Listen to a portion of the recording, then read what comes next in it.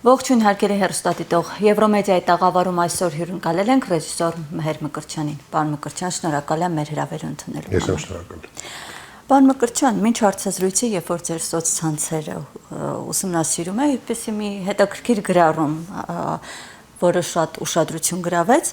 այսպիսի մի դիտարկում եք արել։ Մինչև 30 տարեկան հայ երիտասարդի ուղեղը լցված է նրանով, որ մենք ընդհանուր ֆանտաստիկ ազգ ենք։ Հերոսների մեջ մեկ-մեկ հասարակ մարդիկ են եղել, ընտրյալ ազգ ենք, ուրիշ։ Կողքից հայրենասիրական ֆիլմեր ու երգեր են գրել, մենակ ծով չունենք, բայց եթե մի օր իշխանությունը շփոթվի ու գայնձանից կարծիք հարցնի, ես կասեմ, որ եկող սերունդներին պետք է ճիշտը պատմել։ Որն է այդ ճիշտը։ Ի վերջո մենք տարիներ շարունակ ապրել ենք այնպես, որ Արցախ, հայրենիք, ընտանիք, դպրոց եղել են մեր ամենակարևոր արժեքները եւ ցանկացած ոտնձգություն այս երևույթների նկատմամբ անհանդուրժող ենք եղել։ Բայց հիմա կարծես օրինակ երբ որ ասում են հայրենիքի այս հատվածը ձերը չէ, ասում են թշնամու հետ գնացեք խաղաղության, մենք հանդուրժում ենք։ Ի վերջո ինչ է փոխվել հայ ազգի նկարագրում։ Իմ ասածը չի հակասում, իմ գրածը չի հակասում այն ամենի հետ, ինչ դուք ասեցիք, ընտանիքը, արժեքները, ընտանեկան արժեքները, ընկերությունը, Արցախը, հայրենիքը, դա մի բան է, որը որ արժեք է եւ եղել է ու միշտ կլինի։ Ճիշտը պատմելը նկատի ունեմ մեր դարաշրջանում շատ հեշտ է ամեն ինչից սարքել արձան, ամեն ինչից սարքել իդլ, ամեն ինչից սարքել ճիշտը պատմելը նա է, որ մենք այո շատ լավ արժեքներ ունեցող ազգ ենք, բայց երբ որ ծնված օրվանից երեխային սկսում են սրսկել, հետո դպրոցում, հետո ինստիտուտում, որ մենք ընտրյալ ենք, որ մեր նմանը չկա, դե տենց ձևավորված արդեն մեծանում է մարդը եւ դա շատ խանգարում է, այդ է ընդամենը իմ ասածի իմաստը։ Բայց հիմա այդ նույն երևույթների շուրջ մենք ավելի հանդուրժող ենք դարձել, ես կրկին հարցս կրկնեմ։ Երբ ասում են Արցախը ձերը չէ տարիներ շարունակ այլ հողում եք ապրել, մենք հանգիստ ենք վերաբերվում դրան, միշտեր օրինակ տարիներ հանգիստ վերաբերվում ենք, որովհետև արդեն մարդիկ սովորել են, երբ որ մի բան սկսում ես կաթացնել, մարդիկ իմունիտետը վերանում է, որովհետև եթե որևէ մեկը, չգիտեմ, նախկին որևէ իշխանության ժամանակ ասեր Արցախը Ադրբեջանը, դա ինչ ռեակցիա կառաջացներ մարդկանց մոտ։ Դե թուլացել է իմունիտետը մարդկանց արդեն, որովհետև մի կողմից իշխանությունը կաթացնում է, իսկ մյուս կողմից բացի լրագրողների վայ էս ինչ ասեցին, ուրիշ ոչ մի հակազդեցություն չկա։ Իսկ երբ որ չկա որևէ հակազդեցություն այդ ամենին, մարդիկ սկսում են սովորել, իմունիտետը ընկնում է, դա դառնում է սովորական։ Մի բան, որը որ 6 տարի շարունակ կաթացնում են սենց թե նենց, մարդիկ, որոնք որ չգիտեմ, հմեկ են նայում, կաթիլ, այդ առնում է սովորական արդեն, ինչն է զարմացնում ձեզ։ Ինչն է զարմացնում, ամեն ինչին պետք է լինի հակազդեցություն, չկա այդ հակազդեցությունը։ Իսկ եթե լրագրողներ չլինեին այսօր, որոնք որ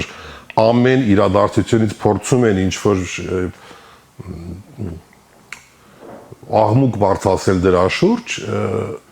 ուրիշ որևէ բան կա։ Այսինքն քարոզչության զոհ են մարդիկ դառնում որոշակի։ Իհարկե։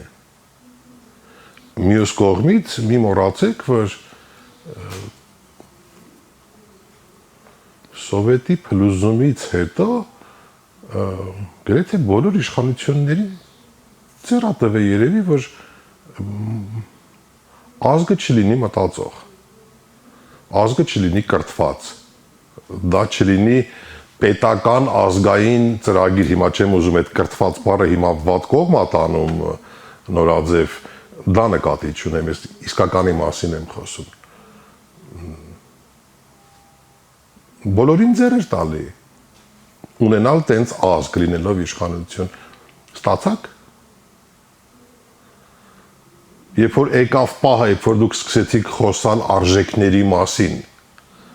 երբ որ եկավ պահը, դուք սկսեցիք խոսալ ոնց, Արցախը ոնց,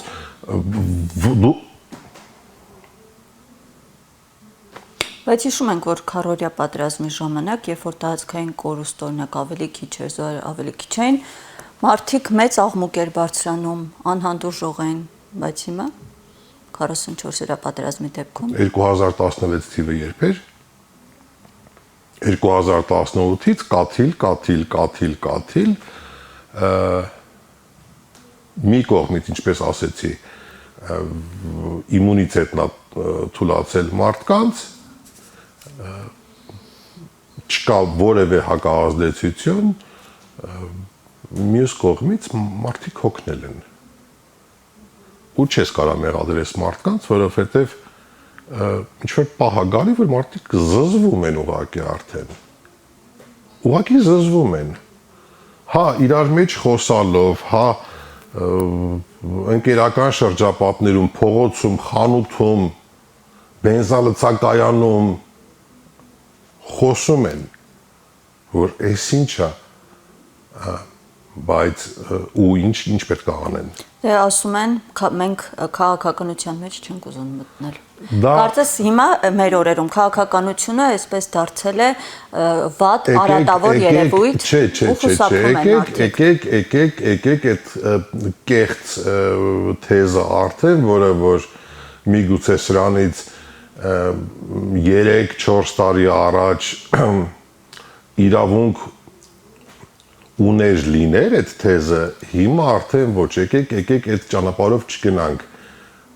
ուրիշ ձև հարցը դնեմ, իսկ կա քաղաքականություն, որ մարդիկ չեն ուզում զբաղվեն։ Չկա։ Կա։ Կասեք ինձ որն է քաղաքականությունը այսօր։ Կասեք ինձ որն է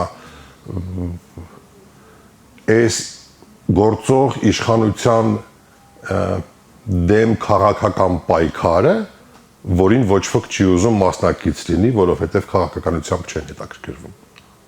Դե ընդդիմադիրները պարբերաբար շարժումներ են Ինչ շարժում։ սկսում։ Որն է այլ վերջի շարժումը։ Գործող շարժումը Սրբազան պայքարը, երեք էլ եթե չեմ սխալվում, Սրբազանը հայտարարեց փողոցի պայքարը կա, առաջնորդն էլ ես եմ։ Ու առաջիկան պայքար լինելու է։ Ուրա։ Ես էլ կարող եմ հիմա հայտարարել, որ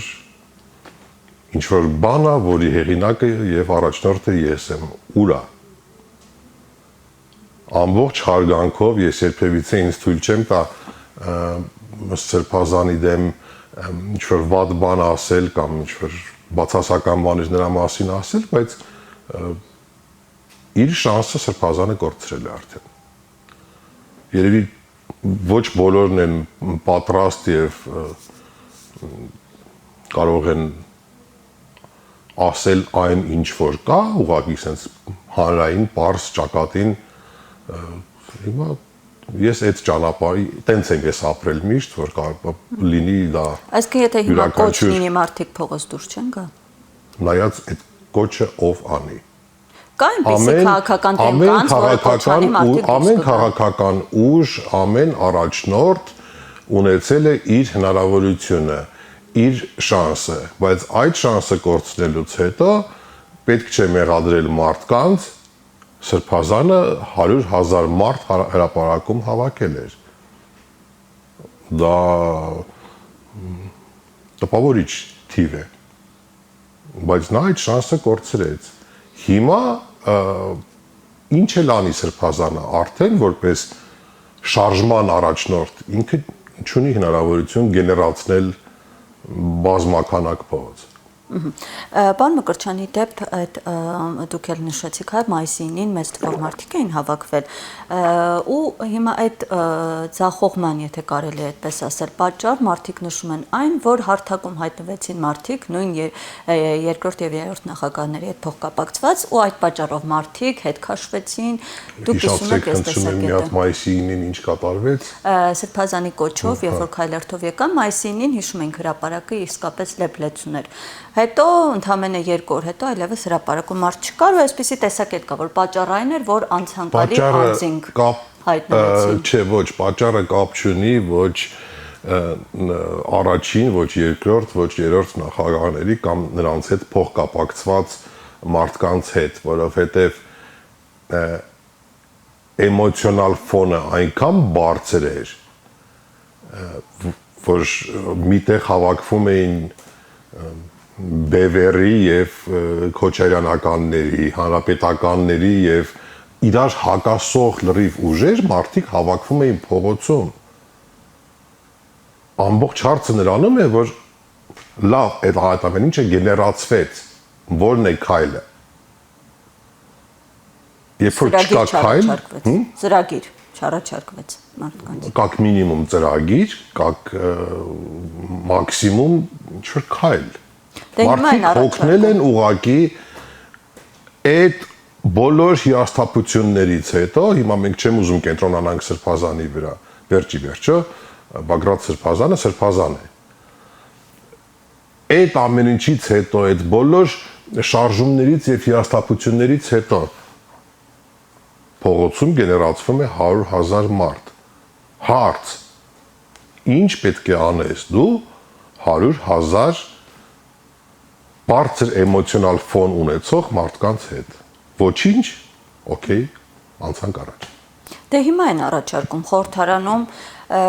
իմպիչմենթի գործընթաց են մտադիր սկսել,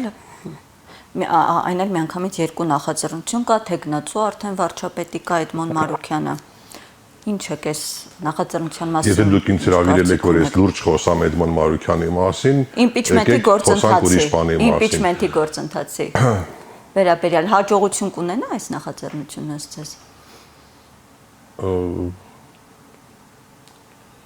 Ես չեմ տիրապետում քաղաքական տեխնոլոգիաներով։ Ես չեմ կարող ասել ինքը կարող է ունենալ հաջողություն, թե ոչ։ Բայց միանշանակ կարող եմ ասել, որ ինքը կարող է լինել ինչ-որ հնարավորություն նոր բան գեներացնելու։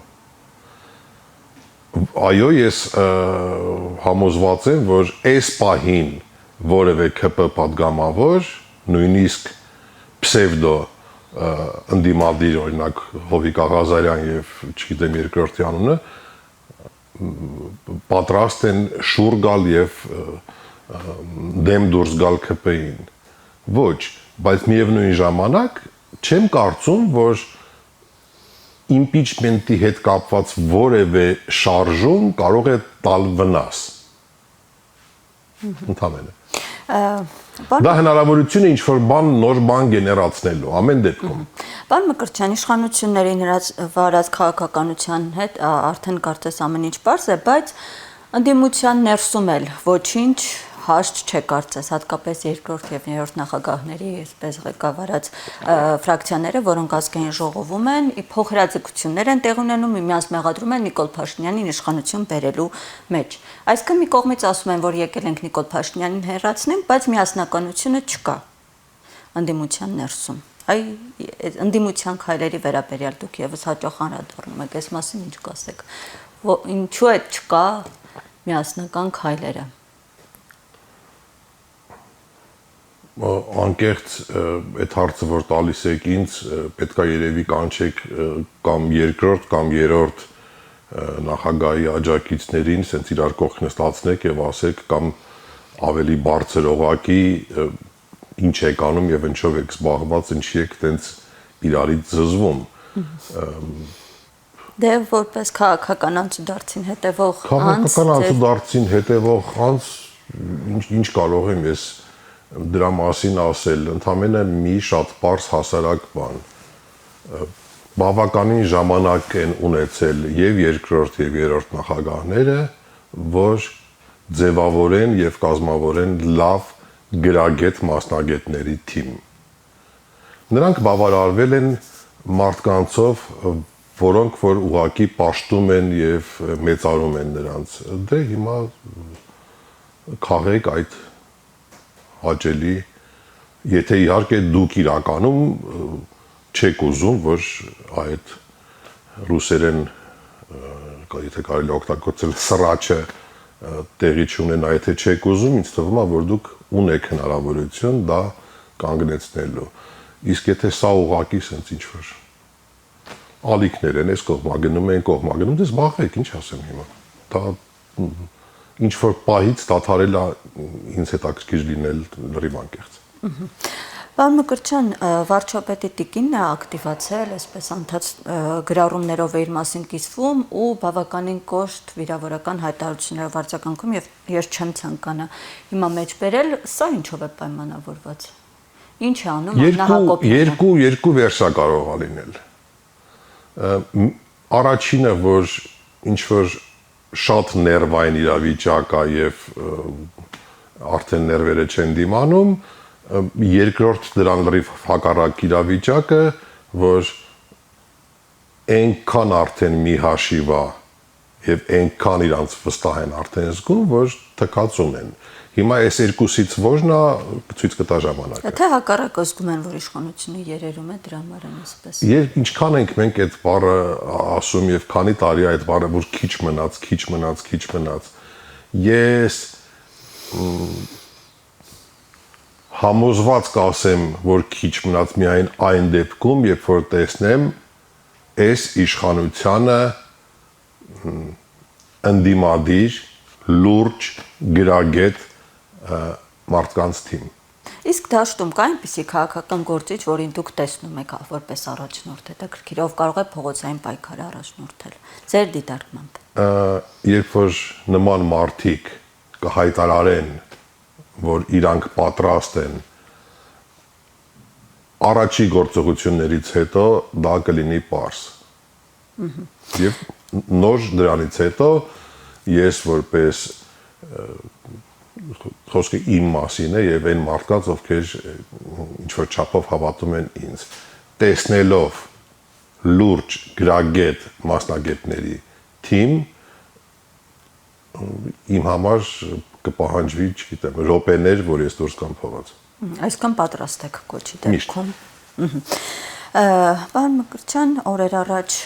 դուք էլ տեսա, որ ձեր սոցցանցերում անդրադարձել եք, Ալբանիայում հերթական հանդիպումը տեղի ունեցավ Նիկոլ Փաշինյանի եւ Ադրբեջանի նախագահի, այսպես բանակցություններ են որակում, բայց ակնհայտ էր դա ոտքի վրա երկու բար շփում էր, ու ինչպես Նիկոլ Փաշինյանը սուրճ խմելու հրավիրեց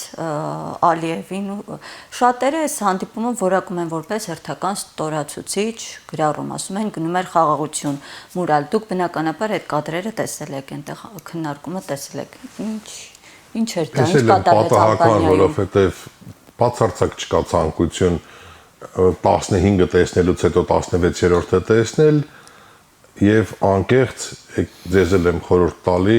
եկեք գտնենք մի ավելի հետաքրքիր բան, ինչի մասին կարելի է խոսել, որովհետև եւս մեկ անգամ արձանագրել, որ սա ստորացում էր, սա ու ինչ դրանից, ինչա փոխվելու։ Ես երեք մի բան էլ գրեցի Facebook-յան իմեջում, հա, բազում անգամ դա տեսել ենք, բազում անգամ համոզվել ենք միգուցե։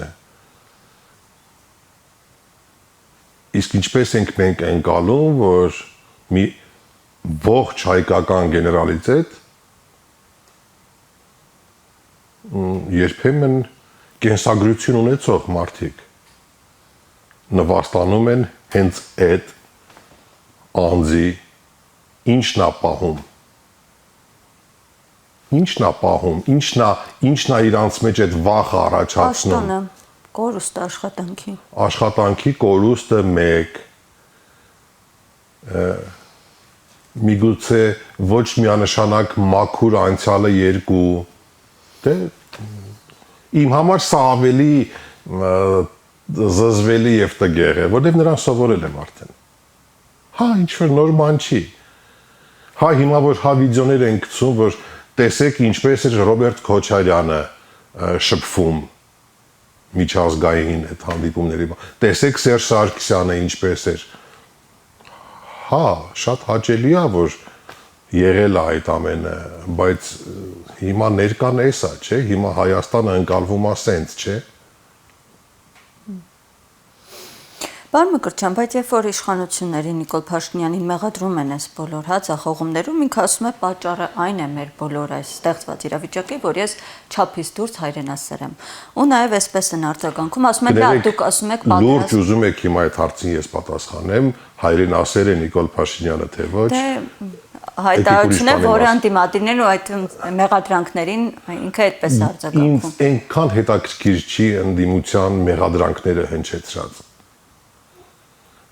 Բացարձակ հետաքրքիր չի, ընդդիմությունը ուներ 1-2 տարի մեղադրանքներ հնչեցնելու, հարցազրույցներ տալու եւ մնացած բաների համար։ Արդեն որևէ բան, որը որ ասում է ընդդիմությունը, այ Նիկոլը էս արեց, այ Նիկոլը այն արեց, գիտենք, շնորհակալություն, հաջողություն։ Ուրիշ հարցեր։ Այդ ձեզ չասեցի, այդ նույնիսկ ասեցի։ Կանալի էր։ Պարոն Մկրտչյան, կխնդրեմ նաև անդրադառնաք վերջին շրջանում մեծ աղմուկ բարձրացրեց, թե ինչ է կատարվում Պատանի հանդիսատեսի թատրոնի շուրջ։ Դուք եւս անդրադարձել եք, ղեկավարը հեռացվեց, դերասանները այլևս չէին խաղում, հա, խաղացանկով, ինչ կատարվեց Պատանի հանդիսատեսում, որն էր պատճառը։ Ասում են, որ իշխանությունները ունի սրտի թեկնածու, ուզում է բերի իր թեկնածուին, բայց դուք, եթե չեմ սխալվում, կոչ էի կարել այս ամենը չքաղաքականացնել, ընդհանրապես պաշտոնի փոխանակում են լրագրողները։ Ես դա վատ բանով չեմ ասում, ամբողջ հարգանքով այսօր ինչ որ եթե մի լավ բան կա, դա լրագրողներն են, աղմուկ բարձրացնում են լրագրողները, փորձելով ամեն ինչ քաղաքականացնել եւ օգտագործել քաղաքական ինչ որ պայքարի։ Բայց քաղաքական դրդապատճառ չկար, ասում են իշխանամետ տեխնացու ունի, դրա համար ուզում են։ Իսկ նախորդ տեխնացուն ընդդիմադիր էր։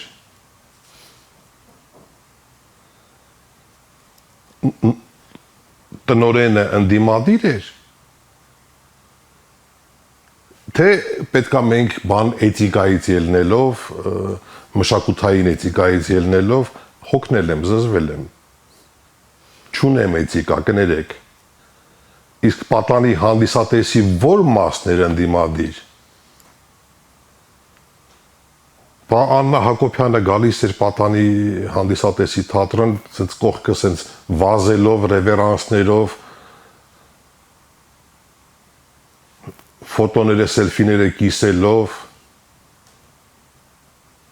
որ պահն է եղել ընդդիմադիր, ինչ չեմ իշխանության կողմից խոսում հիմա,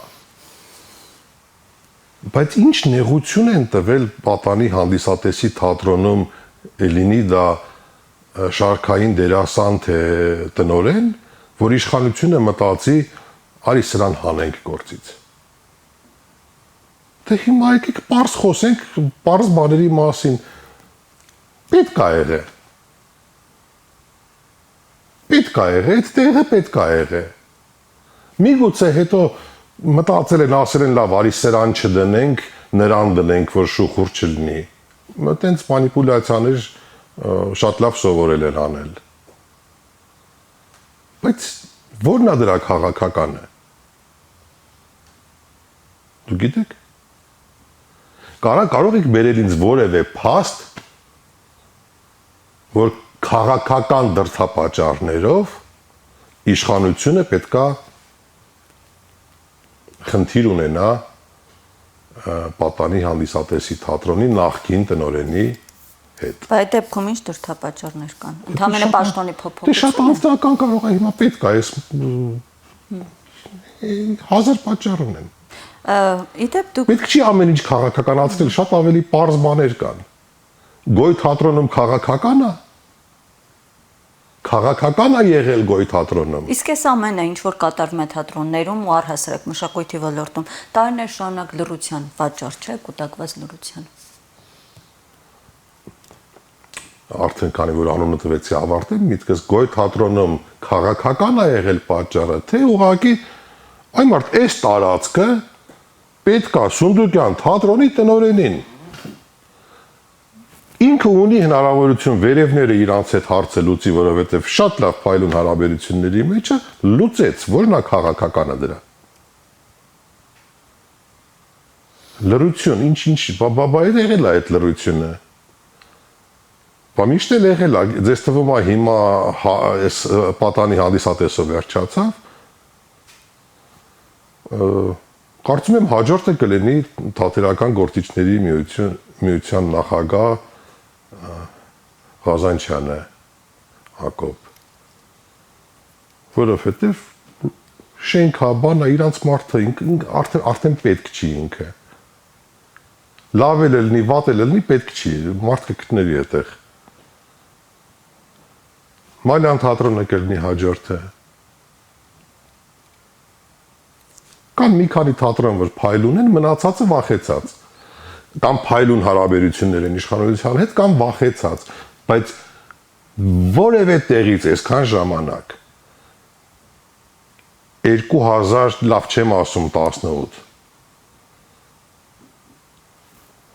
չեմ ասում 19, պատերազմից հետո կասեք, այդ որ ասում եք լրություն, այդ թատերական լրությունից բացի ինչ եք տեսել կամ լսել, կարող եք արձանագրել մի բան։ Չեմ ասում, որ կարող է 1, 2, 3, 4, 5 անհատ ուղղակի մարդ թատրոնում աշխատող։ Դրանից ավել ինչ եք տեսել։ Դե այսպեսի քննարկումը հենց հասարակությունը շատ է քննադատում, օրինակ մշակույթի գործիչներին, ովքեր լսելի են, հա, ասում են Արցախը կորցնին ձայն չեք անում, բայց երբ որ ինչ-որ մի փոքր խնդիր է լինում, միանգամից այսպես աղմուկ եք բարձրացնում։ Իհարկե դա ունի իր պատճառը։ Այսինքն անձնական որն է, յուրաքանչյուր թատրոնի դերասան շատ լավ գիտի, որ ինքը այս աշխատանքը կորցնելով, եթե թատրոնը փակեն, ինքը որևէ այլ թատրոնում իր մասնագիտականով չի գտնի աշխատանք։ Բա իհարկե կարճում են այդ ամեն ինչից։ Բեմ բարձրանալու հնարավորությունից 70 կամ 80 հազար դրամ աշխատավարձից իհարկե կարճում են, բայց դա նոր բան չի, չէ՞։ Բոլոր այն դերասանները, որոնք որ երբ որ ես մեր Մկրտչյան թատրոնից դուրս եկա, 3-4 դերասան դուրս եկավ իմ հետ։ Որպես ի աջակցություն ինձ։ Ու ամենա քաղցրի իմ համար նա էր, որ ես անուն առ անուն գիտեի ով է դուրս գալու, իսկ ով է կոպիտ ասած ծախելու։ Իսկ ներել եք մյուսներին, հետաքրքիր է, թե դեռ Ես վրդոված չեմ եղել առաջի օրվանից, ես իմացել եմ դա ինչ է։ Ես իմացել, ես կներեք արդեն ինչ-որ քանակի սպիտակ մազեր ունեմ եւ ինչ-որ չափով մարդկանց ճանաչում եմ արդեն։ Այստեղ չկա ներելու խնդիր։ Թող վայելեն հիմա այս նոր մեր Մկրտչյան թատրոնում ունեն դերեր արդյոք, ծաղկում են։ Ունեն լավ մասնագիտական կարիերա, չէ։ Ինչ մոտ չկա այդ հարցը ներելու կամ չներելու իմ համար, շատ ավելի հաճելի է, շատ ավելի մաքուր օդ է, որ ինչ-որ մարդիկ կտրվում են իմ կյանքից։ Իսկ այսպիսի մի հարց, այն ժամանակ էր, նկատի ունեմ նախորդ իշխանությունների ժամանակ էր ավելի հեշտ աշխատանք կազմակերպելը, միտք արտահայտելը թեկուզ քաղաքական, թե 18-ից հետո ձեզ համար, քանի որ երկար տարիներ նայեք, ախր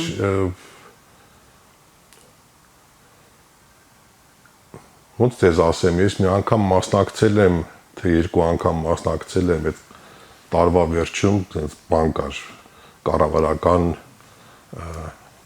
ամանորյա կորպորատիվ, որտեղ մշակույթի գործիչների էին կանչում, հրավիրում։ Ախր ես տեսել եմ նույն այդ մարդկանց Ռուբեն Բաբայանից սկսած վերջացած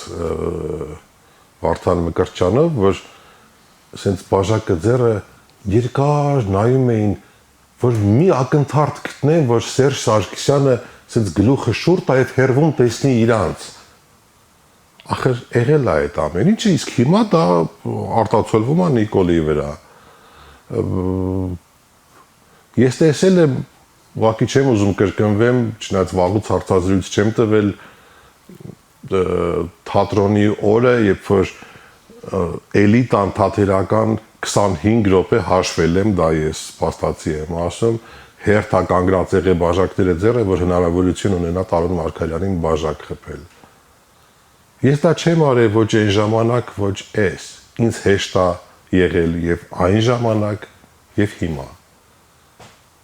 Okay, հանեցին թատրոնից։ Բարի։ Կգա մի օր։ Ոչինչ հավերժ չէ։ Իսկ աշխատանքային նորություններ, նոր ֆիլմեր սպասվում են արդյոք։ Ես հիմա պատրաստվում եմ նկարահանել ֆիլմ Ռուսաստանում, այնտեղից է առաջարկ եկել, եւ կա մեծ նախագիծ, որը սպասվում է 2027 թվականին։ Մի փոքր փակագծեր կցանկանաք բացել։ Դեռ 27 թվի մասին չեմ ուզում խոսամ, որովհետեւ հələ դեռ 26 թիվը կա, իսկ